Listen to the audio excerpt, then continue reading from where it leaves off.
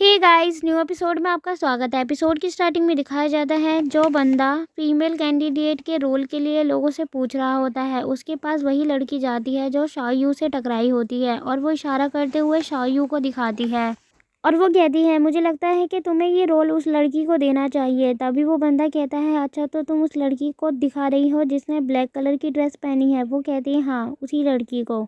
तभी शाओयू उस लड़की को देखती है तो वो कहती है ये तो वही लड़की है जो मेरे से कुछ देर पहले टकराई थी। और वहीं वो बंदा शाओयू को देखकर उसे आवाज़ लगाते हुए कहता है जिस लड़की ने ब्लैक ड्रेस पहनी है वो यहाँ पर आए और ये रोल उसी का होगा।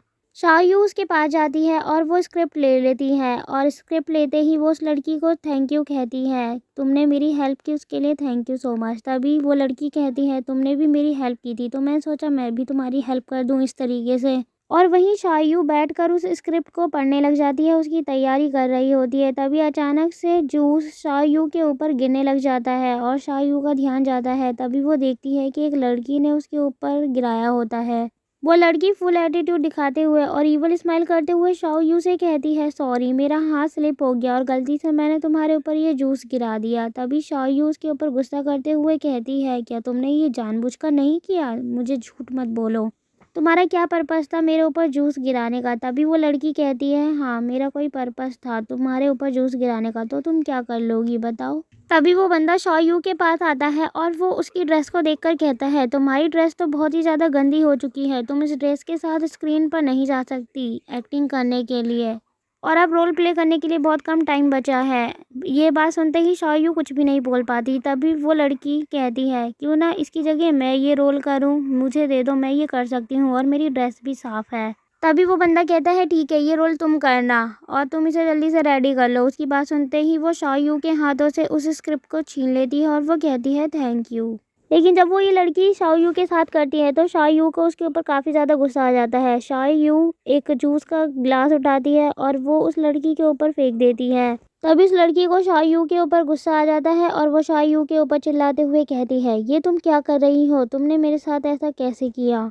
शाओयू लिन से कहती है ये रोल मैं बहुत अच्छे तरीके से कर सकती हूँ, तुम मुझे ट्राई करने का मौका तो दो। तभी लिन कहता है अरे आपको कोई गलतफहमी हो रही है, मैं ये नहीं चाहता कि आपके लिए मैं प्रॉब्लम क्रिएट करूँ, लेकिन हमारे पास टाइम बहुत कम बचा है और आप इस गंदी ड्रेस के साथ स्टेज पर नहीं जा सकती परफॉर्म करने के लिए। शाओयू कहती है तुम मुझे 1 मिनट दो, मैं ये ड्रेस संभाल लूँगी और ठीक कर लूँगी, देखना मैं ज़रूर ये कर सकती हूँ। तभी वो कहता है ठीक है, मैं तुम्हें 1 मिनट देता हूँ।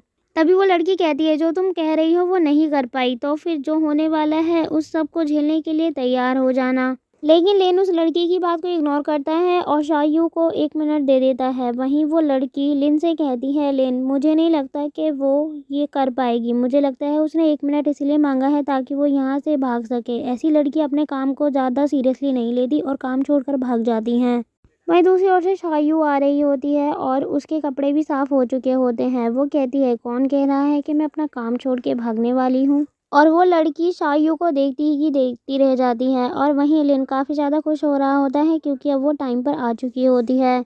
और लिन अनाउंसमेंट करते हुए कहता है आप सब लोग रेडी हो जाओ, यहाँ पर शूटिंग स्टार्ट होने वाली है। और तभी वो शाओयू से उसका हाथ पकड़ते हुए कहता है तुमने स्क्रिप्ट अच्छे से याद कर ली है ना, तुम्हें वो अच्छे तरीके से याद तो है ना। शाओयू कहती है हाँ, मुझे वो अच्छे तरीके से याद है। वो कहता है जाओ अब तुम सीढ़ियों से ऊपर जाकर खड़ी हो जाओ। शाओयू उसकी बात मान लेती है और सीढ़ियों से ऊपर जा रही होती है। जाते वक्त वो उस लड़की को बीच की फिंगर दिखा रही होती है उसे चिढ़ाने के लिए और वो अपने मन में कहती है अब मैं लोगों को कुछ भी अपने साथ बुरा करने नहीं दे सकती, जो भी मेरे साथ बुरा करेगा उसके साथ मैं भी बुरा करूँगी।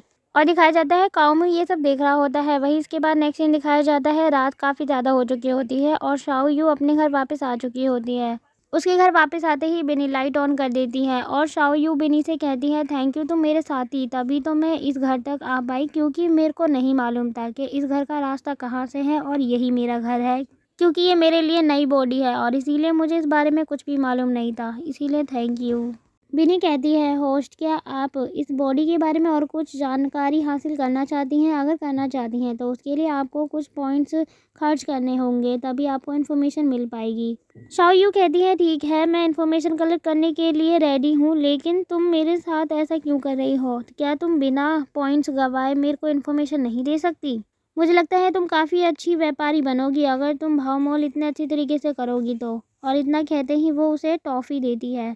शाओ यू एक बटन प्रेस करती है स्क्रीन पे जो शो हो रहा होता है। तभी शाओ यू को अजीब सा महसूस होने लग जाता है और वो इस बॉडी की प्रीवियस मेमोरीज को याद करने लग जाती है और उसे दिखाई देता है कि कैसे शाओ यू जब छोटी थी तो वो कैसे ट्रेनिंग करती थी और कैसे प्रैक्टिस करती थी एक्टिंग के लिए। उसका ये बचपन का सपना था एक बहुत ही ज़्यादा बेस्ट एक्टर बनने का। और जब उसे ये एनरोलमेंट मिला कि वो एक्टिंग कर सकती हैं तभी उसे एक न्यूज़ भी मिली।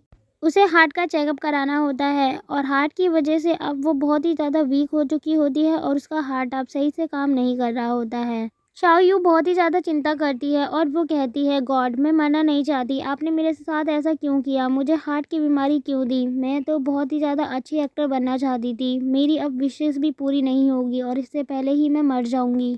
और अब जब शाओ यू मर चुकी होती है तब शाओ यू की सोल उसके पास आती है और वो कहती है, अगर ऐसी बात है तो मैं तुम्हारी विश को पूरा करूंगी और तुम्हारी बॉडी का भी ख्याल रखूंगी। शाओ यू की बात सुनते ही वो कहती है, थैंक यू, मेरा सपना आपको सच करना होगा। और शाओ यू की सोल उसकी बॉडी को हक करने लग जाती है और तभी शाओ यू अपनी आंखें बंद करती है और इसके बाद दिखाया जाता है शाओ यू चैन की नींद सो रही होती है। इसके बाद दिखाया जाता है बिनी रिमोट का बटन प्रेस करती है और टेलीविज़न ऑन करती है। टेलीविज़न पर खबर आ रही होती है लिन कियो के बारे में। और जैसे ही शाओ यू ये आवाज़ सुनती है तो वो अपनी आंखें खोलती है और वो उठकर बैठ जाती है।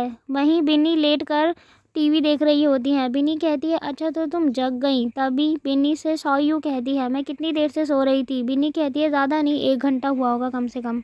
टेलीविज़न पर लिन कियो बोल रहा होता है, उसका इंटरव्यू दिखाया जा रहा होता है। और जैसे ही शाओ यू लिन कियो को देखती है तो वो कहती है, बिनी क्या तुम मेरे लिए इसकी एट्रीब्यूट स्किल स्क्रीन ओपन कर सकती हो। बिनी कहती है, ठीक है होस्ट, मैं आपके लिए इसकी स्किल एट्रीब्यूट स्क्रीन ओपन कर दूंगी और मैं जो भी इंफॉर्मेशन दूंगी वो आपकी मेमोरी पे बेस्ड होगा, जितना आपको इसके बारे में याद है उसके अकॉर्डिंग ही मैं डिटेल दे पाऊंगी। और जब शाओ यू लिन कियो की एट्रीब्यूट स्किल्स को देखती है तो वो देखकर हैरान हो जाती है और कहती है कि ये तो बहुत ही ज़्यादा स्ट्रॉन्ग है और काफ़ी ज़्यादा आगे है मेरी सारी स्किल्स से।